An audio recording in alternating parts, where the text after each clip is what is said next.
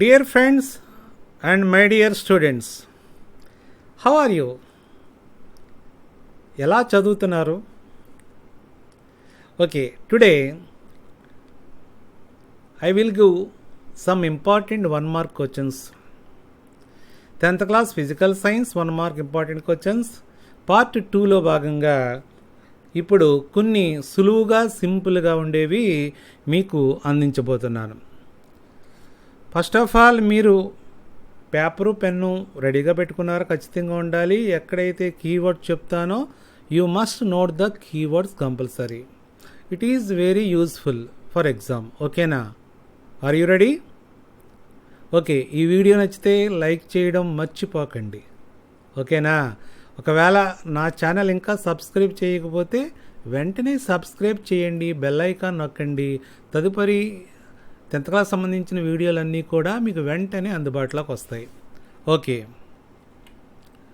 First name the simplest hydrocarbon.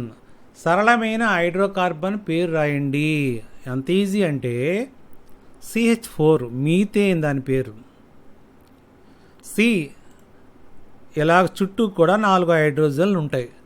నిర్మాణం కూడా రాయమన్నా రాయొచ్చు.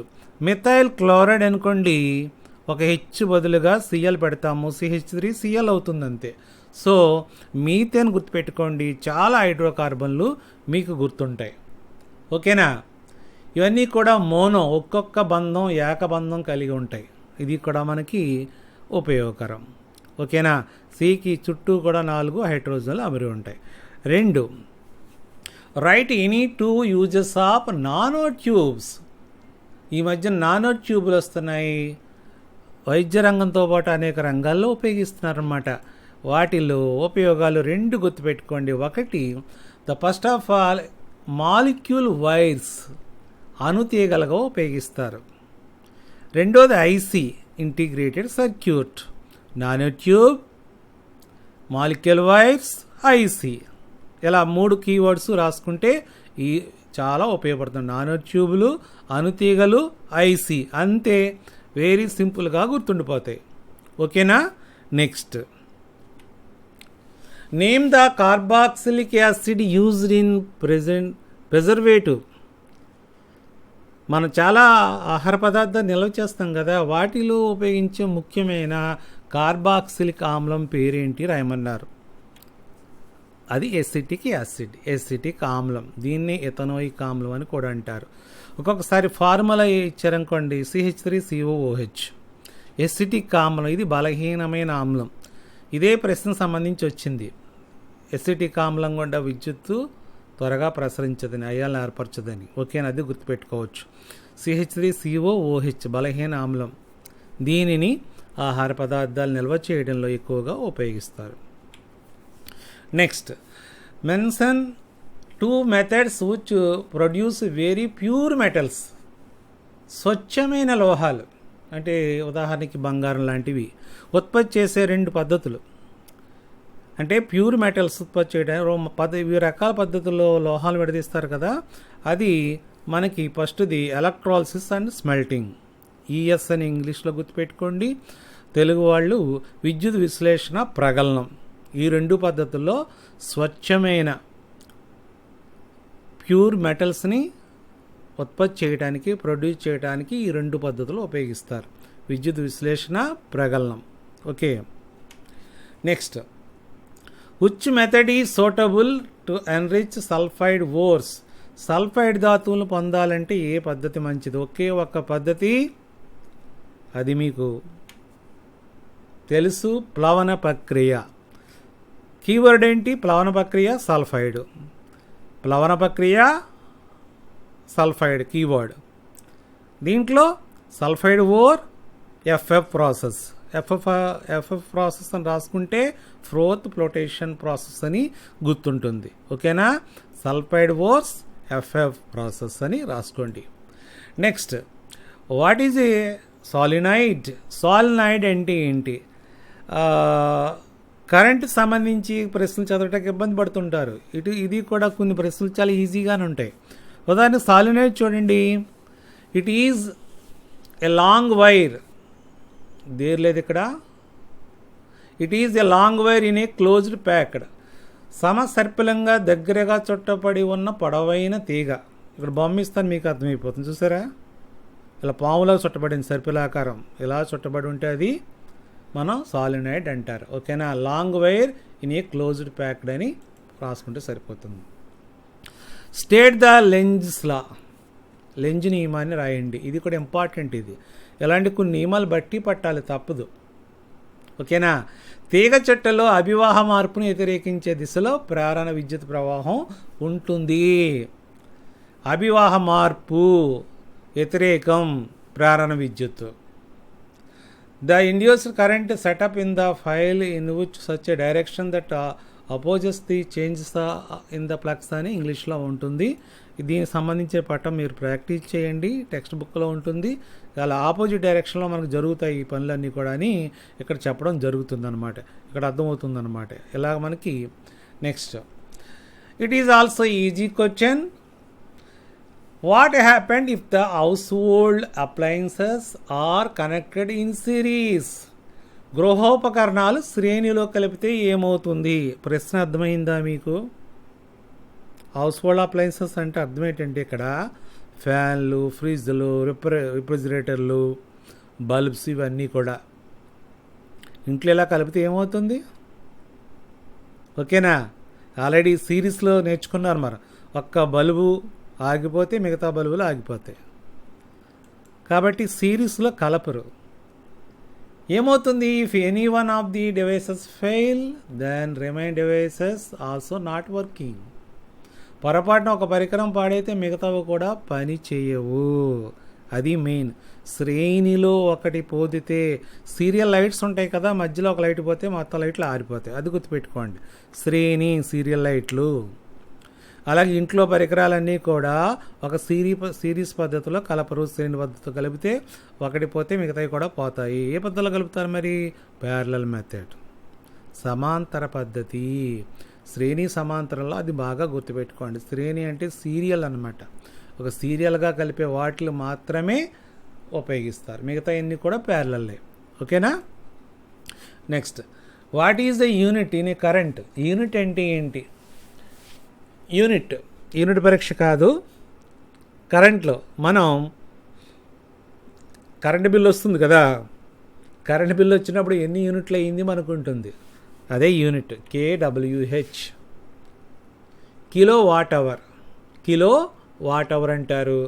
దీనికి విలువ అడుగుతున్నారు. 3.6 × 10⁶ జౌల్స్. 3.6కు గుర్తుపెట్టుకోండి, 10⁶ గుర్తుంటుంది. 3.6 జౌల్స్ అంటే ఇక్కడ 10⁶ కూడా ఉండాలి. 3.6 × 10⁶ జౌల్స్ యూనిట్. ఇది గుర్తుపెట్టుకోండి, ఈజీ. ఇది కూడా ఈజీగా గుర్తుపెట్టుకోవచ్చు. Next, what happened if you use a fuse made of the same wire which is used to make electric circuit? Fuse గురించి మీకు తెలుసు, ఫ్యూజ్ ఎంత బాగా ఉపయోగపడుతుందో.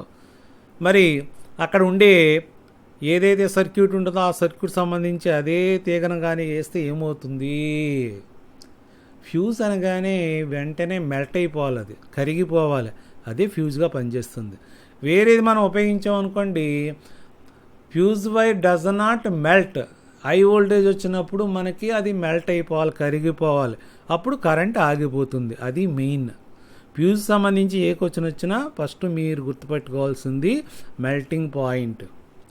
హై వోల్టేజ్ వచ్చినప్పుడు ఆ ఫ్యూజ్ కరిగిపోతేనే మన కరెంటు ఆగిపోతుంది. అది మెయిన్ పాయింట్ అన్నమాట. ఓకేనా? Next 11th question, what are ohmic and non ohmic conductors? తెలుగులో ఓమీ వాహకాలు, అవోమీ వాహకాలు అంటారు. ఇది కూడా వెరీ వెరీ ఈజీ. ఈ పదం ఒకటే గుర్తుపెట్టుకొని చాలు. ఓమీ అంటే ఓం.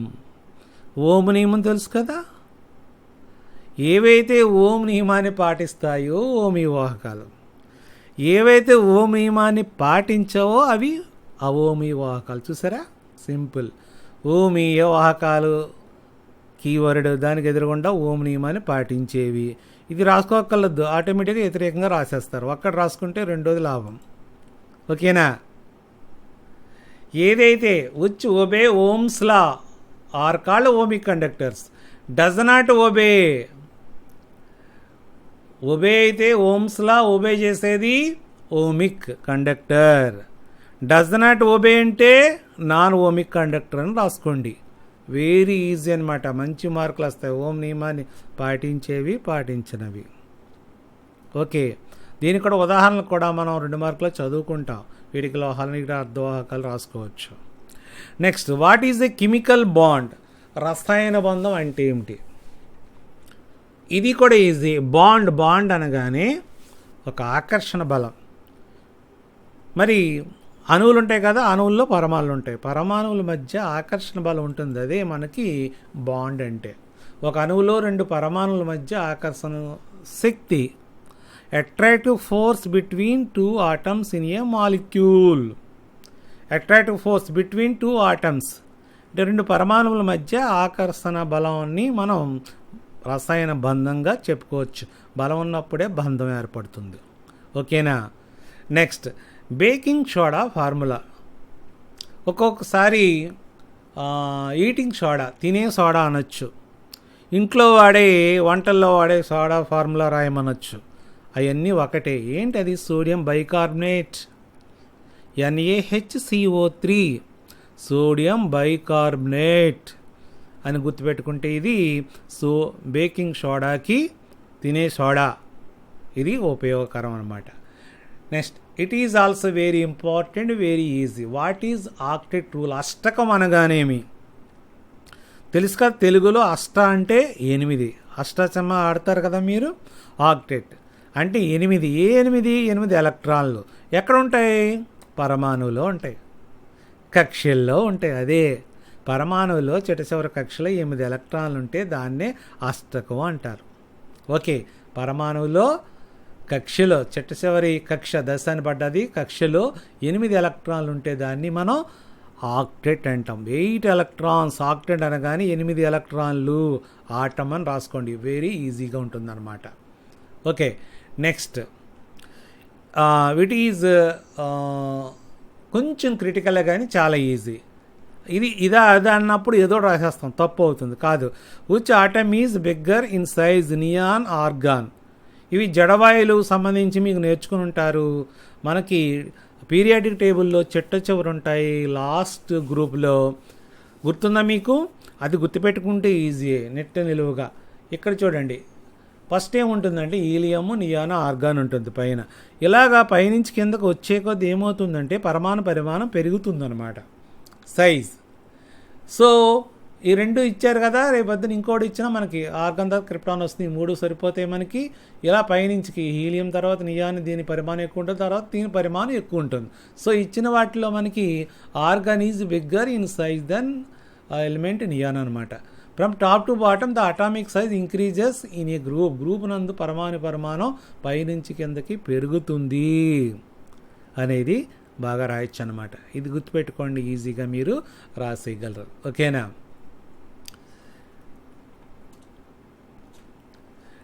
Next, right Ohm's formula.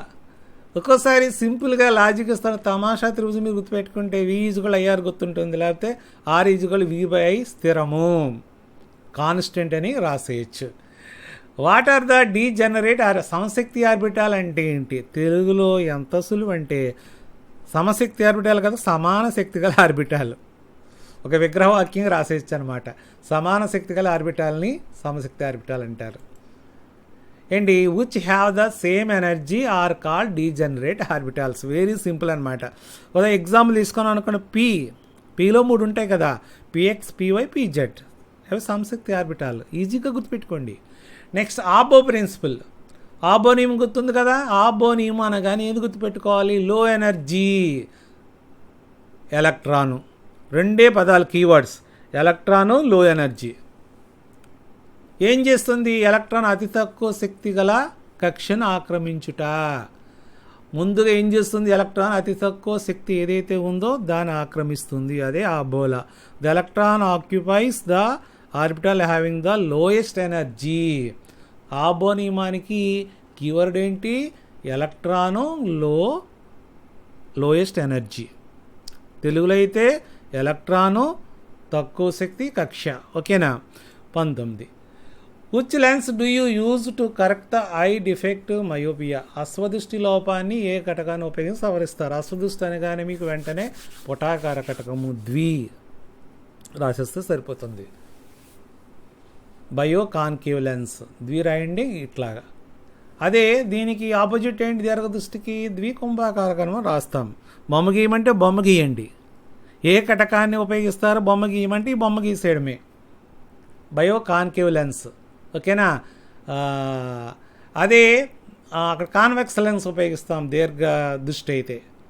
Last, what happens if the copper sulphate crystals taken in to dry test tube are heated? మనం ఒక పరీక్ష నాలికలోకి రాగి సల్ఫేట్ స్ఫటికాలని మనం తీసుకున్నట్లయితే ఏమవుతుంది? అవి నీలంగా కలర్స్లో ఉంటాయి. వెంటనే అవి తెలుపు రంగులోకి మారిపోతాయి. నీరంతా ఆవిరైపోతుంది అనమాట. కలర్ చేంజ్ అవుతుంది, బ్లూ టు వైట్ అనమాట. సో ఇవి నేను ఇచ్చిన ఇంపార్టెంట్ 20 క్వశ్చన్స్. ఇవి మీకు నచ్చాయా? అయితే వెంటనే మీరు ఈ వీడియోని లైక్ చేయండి. అలాగే మీరు ఇంకా సబ్స్క్రైబ్ చేయకపోతే ఛానల్ వెంటనే సబ్స్క్రైబ్ చేసుకోండి. షేర్ చేయండి, మీ ఫ్రెండ్స్కి ఉపయోగపడతాయి. అలా మీ డౌట్ ఉంటే కామెంట్ చేయండి. ఓకేనా. All the best. బాగా చదవండి.